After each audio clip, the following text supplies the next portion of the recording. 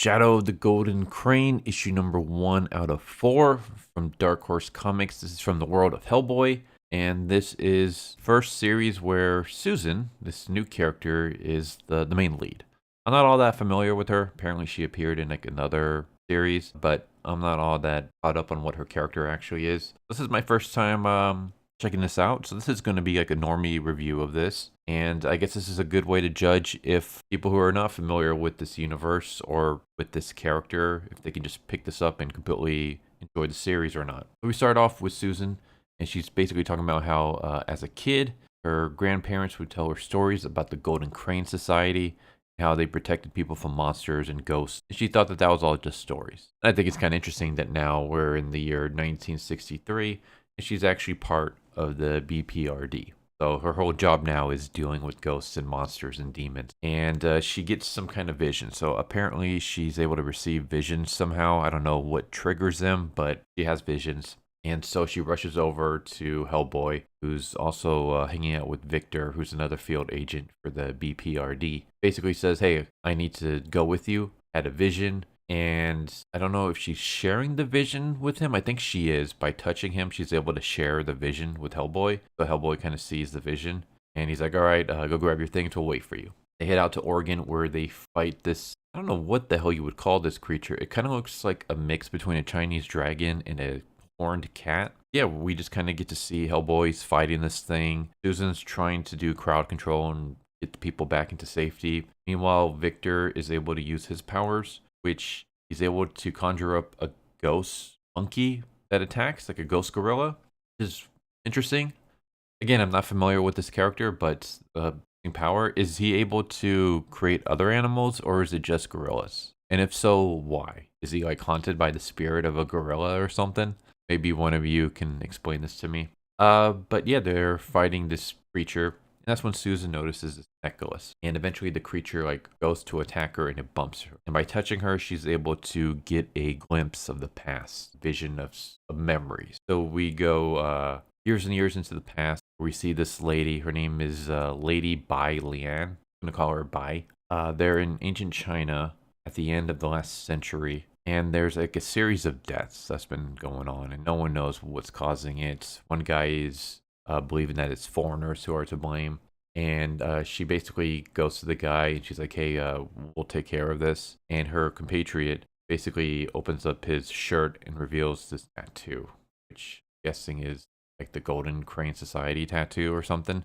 Because as soon as this guy sees a tattoo, he's like, "All right, things are well in hand. Everyone go back. These people have it covered." And we just basically see them doing an investigation where they're trying to figure out what's happening, what's causing these murders. They start questioning a bunch of people. They do stakeouts. And all they're able to do is find more bodies. Until eventually they hear this woman scream. And they see this creature about to attack this woman and her kids. So Bai goes and starts attacking the creature. Her compatriot goes to help her out. And eventually she is able to rip the necklace off of its neck, and it immediately turns into a goat. And that's when we cut to the present day, where Susan's like, hey, charm around its neck, get it. The Hellboy goes and snatches it out, and the creature immediately turns into a cat. And that's when they decide to settle down at this diner, and Susan basically starts telling the story about the Golden Crane Society. She tells the story about what she saw in her vision, and how the Golden Crane Society was basically the secret society that would go and fight ghosts, demons, and monsters, and they would collect like artifacts. So, for example, this necklace, the cursed necklace, anyone who touches it will turn into this monster. As we saw in the vision, it was a goat. Even when Bai touches it, he basically says that I can feel its rage starting to corrupt me. The only reason I didn't turn was because I wasn't holding it long enough, but we need to get rid of this thing. We need to put it into storage. We can't destroy it, because if we destroy it, we might release whatever evil spirit is contained in it. And we can't just have it out in the open. So we got to bury it somewhere in our vault. And so that's what they did. But eventually there was a guy named Chairman Mao, who is a real historical figure. And the Golden Crane Society was basically worried that Chairman Mao would get his hands on these artifacts. We got to get rid of these things. So they took all their items and they scattered it across the world. And somehow, someone was able to get their hands on the cursed necklace, which turned the cat into a demon that was attacking Oregon. And now they have to figure out, okay, how's this Golden Crane Society involved in this? It had something to do with our last mission in 1954. This takes place in the 60s. That means like in the last decade. We have to figure out how they're involved in all this. Is there someone involved in the Golden Crane Society that found the treasure? Did someone find the treasure of the Golden Crane Society? It's like where they've been hiding these things because they had to take it out of their vault and they scattered it. But where exactly did they scatter it? They couldn't just leave it anywhere. Like they had to bury it or hide it someplace safe across the world. How did someone get their hands on it? Are we talking about like a former member who's gone rogue or something? And so basically they're trying to figure out what the hell's going on. And somehow Susan is connected to this. She's connected to the Golden Crane Society. I'm going to assume that maybe one of her parents, it seems like maybe her uncle was actually a member. She mentioned something about how she doesn't want to tell Hellboy and Victor everything that she knows about the Golden Crane Society, specifically about her uncle. And we kind of get like a past memory flash where we see this guy protecting Susan when she was a kid. And I'm guessing that this guy is probably going to be her uncle, and that her uncle is a member of the Golden Crane Society. That's kind of what this issue is about. I don't want to say I'm a Hellboy normie. I kind of am. I'm familiar with Hellboy. Like, I've seen the movies, which doesn't really mean anything. I've read a lot of the old comics. Like when they first came out, one of my friends in high school was a huge fan of it, and he would let me borrow them, and I would read them. So I've read a lot of the old stuff. I've read a lot of other Mike Mignola stuff, like Amazing Screwhead or whatever that one was called. I watched the movie for that too.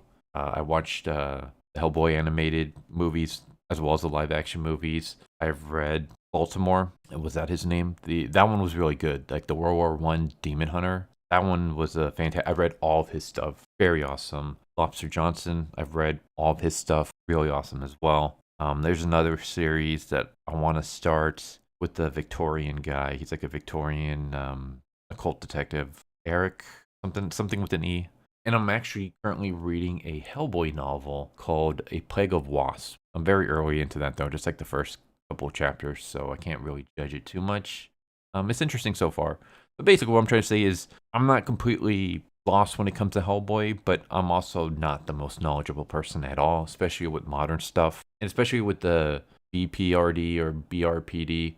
I haven't read too much with them. I've read like maybe one trade paperback them involved, and that's kind of it. So as a normie in that regard, I will say that this issue does a pretty decent job of giving me enough so that I'm not completely lost. Like again, I don't really know who this Susan character is. I get a little bit of what her personality is like, but not too much. But I'm assuming maybe you get that more in her production volume, or maybe we'll see more of her in her past as we read this series, since this series is going to be focused on her. I don't know too much about Victor other than he can create gorilla ghosts. So stuff like that, I'm not really too familiar with. Like I don't know what the whole job in China is, but apparently that's like a previous volume. So stuff like that, I'm not all that knowledgeable about. But even without that knowledge, I'm not too lost. Like I can follow the story. So basically what I'm trying to say is that for someone like a new reader, you can kind of just pick this up and you won't be completely lost. Like it gives you enough so that you can follow this story, and maybe enough to interest you to maybe check out other stuff with them in it if you want more background. It's not like diving into like a sequel movie or something, or jumping midway into a season where you have no idea what's going on.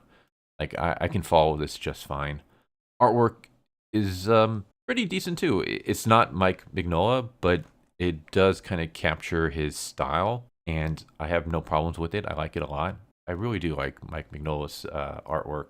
Very stylistic, but it's style that I enjoy. So all in all, I would say that this was pretty good. I liked it. I enjoyed this issue so far. I'm looking forward to seeing where this story is going to go. I'm intrigued. I want to know more about the Golden Crane Society and how this Susan girl is involved. I would give this, I'd give it a 7 out of 10. I thought it was good. I enjoyed it. Yeah, if you're a fan of Hellboy, if you like supernatural stuff, then check it out. It was a good first issue, and hopefully the next 3 issues are going to be just as good, if not better. So there's Shadow of the Golden Crane, issue number 1 out of 4 from Dark Horse Comics. I hope you enjoyed, and I hope to see you next time. Take care. Later. Thank you for watching my video. I hope you enjoyed it. If you didn't, I still want to thank you for watching it this far, and I hope the next one is more to your liking. With that said, thank you once again, and I hope you guys and gals have a good one. Later.